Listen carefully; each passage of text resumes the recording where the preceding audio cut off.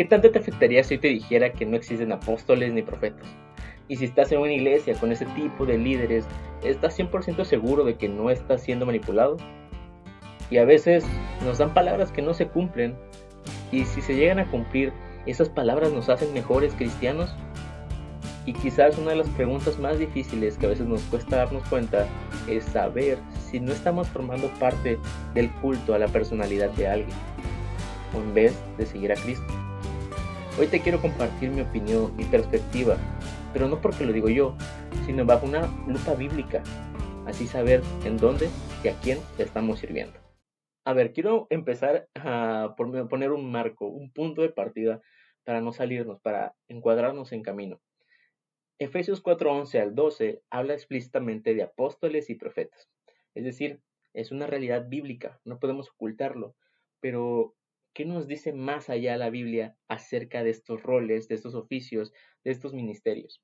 Así que vamos a ver qué nos dice la Biblia. A ver, vamos a empezar con los apóstoles. Y la primera diferencia que quiero hacer notar con ellos es que no el hecho de ser discípulo te hace un apóstol. Judas fue un discípulo y no desempeñó este rol de apóstol, y Pablo como tal no fue un discípulo de Jesús y fue un apóstol. Así que el hecho de ser discípulos no te hace automáticamente un apóstol. Un discípulo es alguien que sigue a su maestro. Un apóstol es alguien que funda la iglesia de Cristo con el Señor como piedra angular de ella. Esto no significa que vaya y abra iglesias por aquí, por allá, no, es establecer la doctrina que va a guiar al cuerpo de Cristo. Es decir, el apostolado es un rol directo y específico a aquellos que recibieron la revelación directa del Señor para establecer doctrina y establecer lo que era correcto e incorrecto dentro del funcionamiento de la iglesia. Y es aquí justo esto lo que causa un problema hoy en día con estos supuestos apóstoles. Si un apóstol dice o enseña algo nuevo, realmente esta enseñanza como revelación de Dios tiene que aplicarse a toda la iglesia en general, a católicos, bautistas y todas las denominaciones, porque es palabra de Dios, no es algo específico para una persona, para una iglesia, es para todo el pueblo del Señor. Entonces, no sé, confiar en este tipo de personas no es tan seguro como para aceptar que es doctrina universal. Cuando estaba escribiendo esto se me vino un ejemplo a la mente. Los apóstoles eran como chef, iban a hacer un plato nuevo que se va a llamar cristianismo, como con Cristo como el centro de ese platillo, el ingrediente principal y que es el ingrediente en todo, ¿ok? Ellos van a escribir, van a hacer, van a crear esta receta, pero no por su propia inspiración, no, Dios mismo les revela lo que va a llevar esta receta.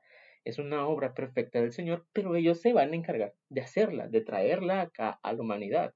Ok, se crea esa receta. Una vez creada esa receta, ya nadie la puede cambiar, ya nadie puede cambiar lo que ya está escrito porque es la receta original. Nadie puede quitar o añadir un ingrediente a ella porque la va a hacer saber mal, va a cambiar su sabor y va a cambiar la esencia de la receta. Es por eso que no podemos aceptar ese tipo de mensajes de nuevas revelaciones, porque añaden cosas a la receta ya escrita. Entendiendo entonces la diferencia entre un discípulo y un apóstol y cuál es la función de fundamentar la iglesia de Cristo, ¿cómo se escogían estos apóstoles? ¿Cómo uno llegaba a ser apóstol?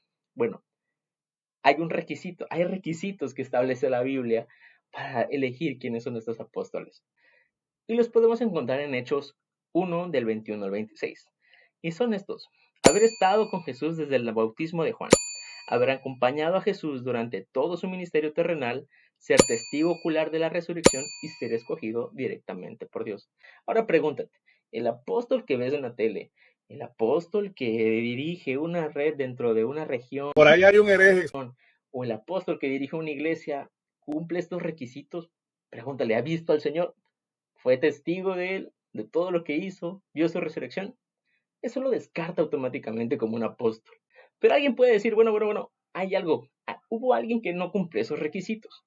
Y ese requisito fue Pablo. Y sí, exacto. Pablo no cumple para nada esos requisitos. Y él mismo lo reconoce. ¿Qué pasa con Pablo? Pablo era un perseguidor de la iglesia, él mataba cristianos, estuvo allí cuando mataron a Esteban. ¿Qué pasó? Iba de camino a Damasco, justo pidió cartas para matar a los cristianos. Rumbo a Damasco se le aparece el mismo Señor y el mismo Señor Jesús lo elige. No es una visión, es el mismo Señor que se le aparece a Pablo y le dice cuál va a ser su nueva misión, cuál es su propósito, y Pablo lo entiende. Y quizás el ejemplo de Pablo pueda ser como la vía de escape para muchos de estos pseudoapóstoles o falsos apóstoles que digan, bueno, si Pablo, que no cumplió esas reglas, vio al Señor Jesús, yo puedo ser un apóstol, porque el Señor Jesús se me apareció un día y me dijo, vas a ser apóstol de las naciones y vas a llevar la palabra de Dios a todos y vas a abrir y vas a fundar iglesias y te daré nueva revelación. Hay un problema con eso. Y es lo importante, lo que realmente me encanta de la Biblia, que cuando vemos y la leemos en todo el contexto nos da respuesta a todo. ¿Y qué pasa con Pablo? Sí, Pablo fue esa excepción, pero Pablo tenía respaldo. En segunda de Pedro 3:15 al 16, Pedro reconoce los escritos de Pablo como autoridad bíblica, los pone a la altura del Antiguo Testamento, no cualquier cosa, los pone ahí a la par. ¿Y qué decían las cartas de Pablo? Bueno, las cartas de Pablo decían, cuando iniciando se presentaba como apóstol de Dios escogido por él mismo, ¿no? Entonces, sí, hay una confirmación de un apóstol que sí fue parte de todos de que cumplió los requisitos, lo confirmaba. Es así como Pedro valida la autoridad y el título que tenía Pablo. Y la diferencia de Pablo con este tipo de nuevos apóstoles es que Pablo incluso entendía que él era un apóstol, lo marca, el último de ellos, y aparte se considera como algo abortivo. Él sabe que no tenía nada que hacer ahí, que fue el mismo Señor, él estaba fuera de tiempo, fuera de lugar. No es como que diga, soy apóstol y soy el mejor, y no, no, no, él dice, ni sé por qué estoy aquí. Esa es la diferencia que nos marca entre Pablo y lo que hoy se puede ver dentro del apostolado o supuesto apostolado y en la iglesia. Esto es un problema. Bueno, tenemos a Juan, no tenemos a Pedro, no tenemos a Pablo para confirmar autoridad apostólica a estos charlatanes que andan por allá afuera diciéndose apóstol. Ahora, siguiendo con el ejemplo de la receta, los chefs, nosotros no somos chefs invitados a modificar esa receta. No somos nadie para agregar en ese sentido o quitarle a lo que ya está escrito.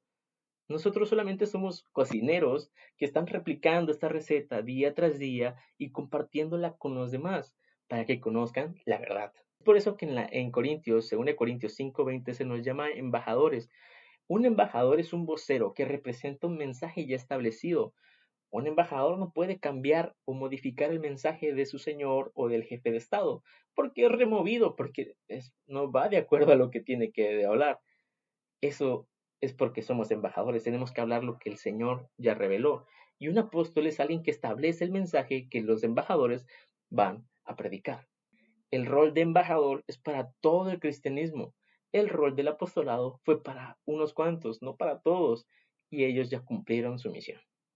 Así que la conclusión bíblica es de que no hay más apóstoles en el sentido estricto de la palabra. Son descartados por los requisitos primordiales, que son los que ya tocamos, que son 4, y también son descartados porque no existe otro apóstol de esa época que pueda confirmar que tienen autoridad apostólica hoy en día. Es por eso que no hay más apóstoles, no hay alguien que tenga esta autoridad, porque sería un problema el aceptar sus enseñanzas, sus nuevas revelaciones para el cristianismo entero. Sería agregarle algo a la receta original. ¿Qué pasa con los profetas? Esto es muy interesante porque yo como lo veo es que obviamente antes eran pastores, luego empezó el tema de los apóstoles como para decir soy más que un pastor, y luego empezó el profeta para decir yo tengo palabras proféticas directas de Dios, y luego hay apóstoles y profetas como un nivel ultra mega super saiyajin para tener mucho más autoridad dentro de la iglesia. Y este tipo de profetas, hay que tener mucho cuidado con ellos. Ahora, hay que entender algo. Una cosa es un profeta y otra cosa es el don de profecía. Son dos cosas con una naturaleza completamente distinta, pero en esencia parten de lo mismo: comunicar la palabra de Dios. Ahora, el profeta del Antiguo Testamento era un vocero del Señor, hablaba por él. Muchos ejemplos tenemos en la Biblia que no es que hable el profeta ni por sus emociones, sino que él dice, Dios dice así. Son las palabras que Dios está revelando. Esa es la función del profeta, comunicar tal cual el mensaje directo que se le revela en el Antiguo Testamento. Jeremías 25, del 4 al 5, nos revela cuál es la función del profeta. La función del profeta no es entretener, no es adivinar el futuro, no es dar palabras bonitas, no. La función del profeta es encaminar, es exhortar a la población a que vuelva a los caminos del Señor. Y de nuevo, Dios también tiene cuidado de esto, que establece una especie de test para los antiguos profetas. Primero, es que si la palabra no se cumple, obviamente es un falso profeta. Segundo, es que si la palabra se cumple, pero te aleja del Señor, es un falso profeta. Y realmente, cómo me gustaría decir nombres de personas no tan famosas, de personas que yo conozco, que he escuchado que tienen profecías, pero que no se han cumplido. Así que si llegaste hasta acá, recuérdate, alguna vez algún pseudo profeta me dijo algo y que no se ha cumplido, ahí tienes.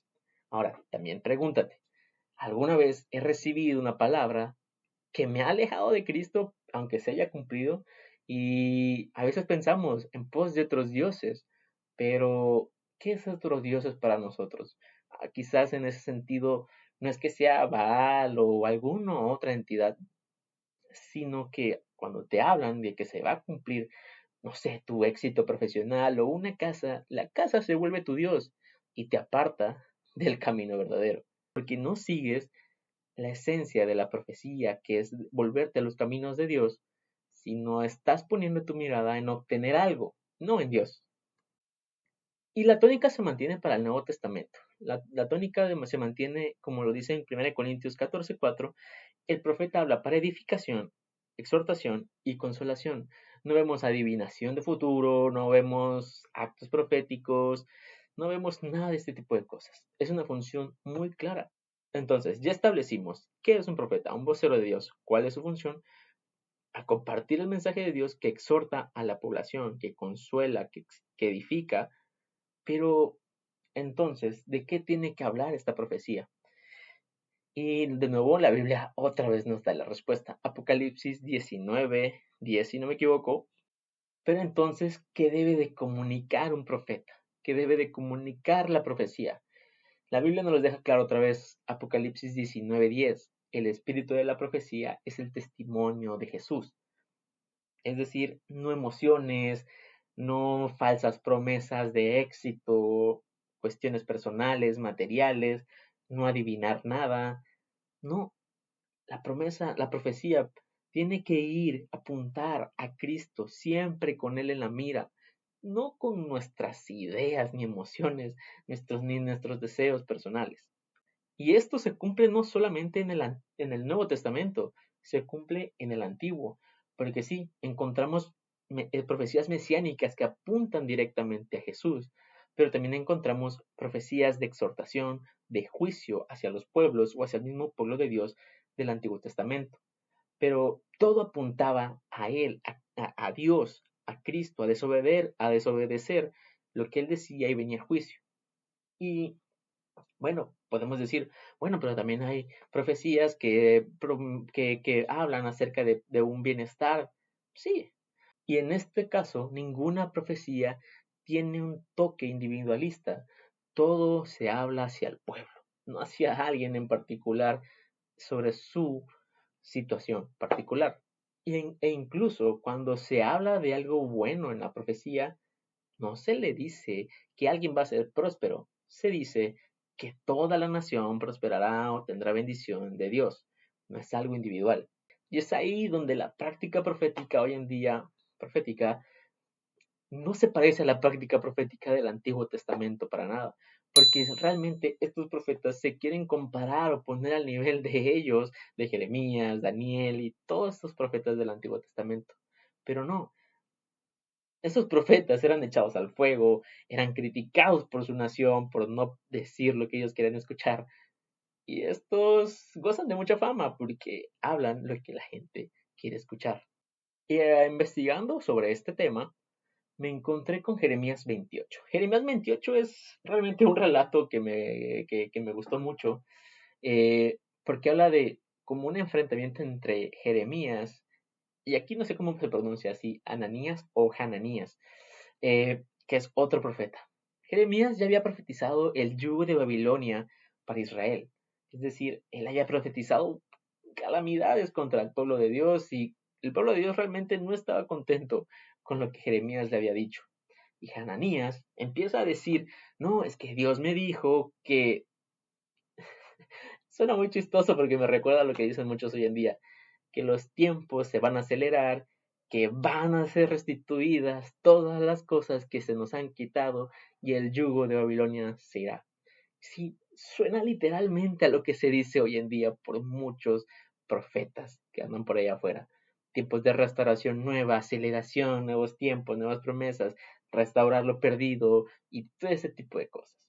Y Jeremías sabía que él era el profeta de Dios, no por ego, sino sabía que él traía algo importante para decir. Y es ahí donde pone a Hananías entre la espada y la pared, porque le dice, bueno, si es palabra de Dios que se cumpla, y si no, lo vamos a saber muy interesantemente. ¿Y qué fue lo que pasó? Hananías muere a los meses de haber dicho estas palabras, confirmando así de que no era un profeta de Dios. Jeremías estaba tan seguro. Hananías quizás se tuvo que aferrar a lo que dijo para no quedar como un mentiroso. Y esto pasa con muchos profetas hoy en día. Se aferran a sus palabras para no dejar como mentiroso, como para no quedarse como mentirosos. Y de nuevo, mucha gente olvida lo que ellos dicen. Siempre dicen cosas que no ocurren y al final a nadie le importa, porque realmente no son palabras que toquen el corazón de las personas en orden de seguir a Cristo, sino que solamente son emociones que se generan y se pasan. Es por eso que todo este tipo de profecías de veo puertas abiertas, portales abiertos, veo ángeles descender, subir, veo restauración y veo que Dios te va a devolver lo que el diablo te quitó. Suena bonito, pero es antibíblico. Y es por eso que aun cuando llegamos al Nuevo Testamento, la esencia sigue siendo la misma. El profeta edifica, exhorta y apunta a Cristo. No hay nada que transmitir en ese aspecto nuevo, porque, de nuevo, si aceptamos esa nueva revelación como palabra de Dios, también como los apóstoles, tendría que ser universal para todo el pueblo de Dios. Y a lo mejor el hecho de que a ti te profeticen en una casa no deba de venir en la Biblia. Podemos decir que una definición bíblica de un profeta sería un vocero escogido por Dios, inspirado por su espíritu, que habla sus palabras para guiar, corregir, exhortar y llamar al pueblo a volver a él, y cuya autenticidad se confirma por su fidelidad a Dios, su mensaje correcto y el cumplimiento verificado de aquello que realmente Dios dijo. Entonces, ¿hay profetas hoy en día? Bueno, en realidad, como en el Antiguo Testamento, no. Y Jesús los reconoce y Jesús nos los dice que el último profeta era Juan, el Bautista. ¿Por qué? Porque Juan vino a sellar toda la palabra que apuntaba a la llegada del Mesías. Así que ya profetas que hablen de la boca directa de Dios, ya no hay, ya no existen en ese aspecto, porque la profecía ya se cumplió en el Señor. Ahora, ¿qué pasa con el don de profecía? Es algo diferente. El don es un regalo que el Señor nos da y no es que el Señor está hablando por nosotros. Y es uno de los dones que es un poquito más complicado de entender porque no hay tanta explicación dentro del Nuevo Testamento sobre cómo funcionaba este don o cómo funciona. Ahora, vemos que a Ágabo, que es un profeta del Nuevo Testamento, hace una, hace una profecía acerca de Pablo y que va a ser apresado por los judíos, que va a ser amarrado. Y la profecía que él hace se cumple, sí, pero con una pequeña diferencia. No son los judíos quienes atan a Pablo, son los romanos. Entonces, es por eso que es un poquito complicado, pero quiero ser honesto y traerlo acá. Entender cómo funcionaba el don de profecía. Porque yo no dudo que el Espíritu Santo pueda traernos a revelación a nosotros que a lo mejor alguien necesita una palabra que nosotros no sabíamos y desconocemos Pero esa palabra tiene que apuntar a que vuelva al Señor, edifique esa persona en el Señor o sea exhortada, pero no a otra cosa. Ahí sí creo que es algo realmente genuino, que volvemos a tener que tomar en cuenta Apocalipsis 19:10. El espíritu de la profecía es el testimonio de Jesús. Ahora, si el Espíritu Santo nos revela algo que lleva a una persona que se exhorte, que se edifique y que sea edificada en Cristo, claramente en ese aspecto sí, pero no en otro. Por eso, como conclusión, voceros de Dios explícitamente ya no hay. Pero nosotros que proclamamos y profetizamos a Cristo, sí, sí lo somos, porque hacemos eso, proclamamos al Señor, tampoco traemos un mensaje nuevo, hablamos lo que Él nos dice para que se cumpla su palabra y volvamos a Él. ¿Cuál es el problema hoy en día? Bueno, que estos ministros modernos, estos pseudoapóstoles, pseudoprofetas, se exaltan ellos mismos, exaltan a todo menos a Cristo dentro de sus palabras. Siempre me da mucha risa cómo estos apóstoles tienen estos carteles que están así hablando, estos profetas que están así con el micrófono y apuntando como dicen una palabra nueva. Y lo peor es que solo deja ver que está lleno su corazón, que solo quieren ellos aparecer dentro de los pósters. Ni siquiera logras ver una mención de Jesús o de algo acerca del Señor en esos carteles. No, solo ves apóstol tal, profeta tal y una foto grandísima de ellos. Y el nombre, revolución, fuego. Nada que apunte a Cristo. Solamente egos llenándose, tratando de satisfacer emociones y pasiones personales. Y el problema con esto, como mencionaba, es que son títulos que otorgan autoridad dentro de la iglesia, bueno, al menos donde se practican, no todos los aceptamos. ¿Y qué es lo que pasa? Abusan de su poder eclesiástico, abusan de las personas, tanto física, verbalmente, psicológicamente, y los roban. Sí, porque incluso hay un test para detectar este tipo de profetas, y lo voy a dar acá. Profetizan lo que la gente quiere escuchar, prometen prosperidad material, lo que dicen no se cumple, hablan desde su corazón, no desde Dios, cobran por profetizar, su vida no muestra fruto, se exaltan a sí mismos y no llaman al arrepentimiento. Que cumplen todos estos requisitos, muchos de ellos, y les digo, abusan de las personas, abusan de su poder. Y me ha tocado, porque también he sido víctima de este tipo de personas, he dado cosas por emociones, he querido cosas por emociones, y lo entiendo, cuando uno se da cuenta, es difícil reconocer, y a veces por eso nos da miedo reconocer lo que a lo mejor estamos siendo manipulados, porque quedamos como completos estúpidos cuando nos vemos a la cara y ¿cómo le puede creer este tipo? ¿Cómo pude creerlo y no darme cuenta de que realmente me estaba manipulando? ¿Sí? Y después eso mina tu fe en Dios. Y es lo que ha causado tanto daño al cristianismo hoy en día. Y por eso soy muy insistente con este mensaje acerca de estos profetas, apóstoles, porque le dañan a la cristiandad, dañan, peor aún, a los hermanos en Cristo. Me ha tocado ver cómo muchos de ellos quieren que se haga todo como ellos quieren. Eh, Abusan verbalmente de las personas, los tratan de menos, los tratan como si fueran una especie de sirvientes, no sé, es muy raro lo que se llegan a ver en ese tipo de círculos.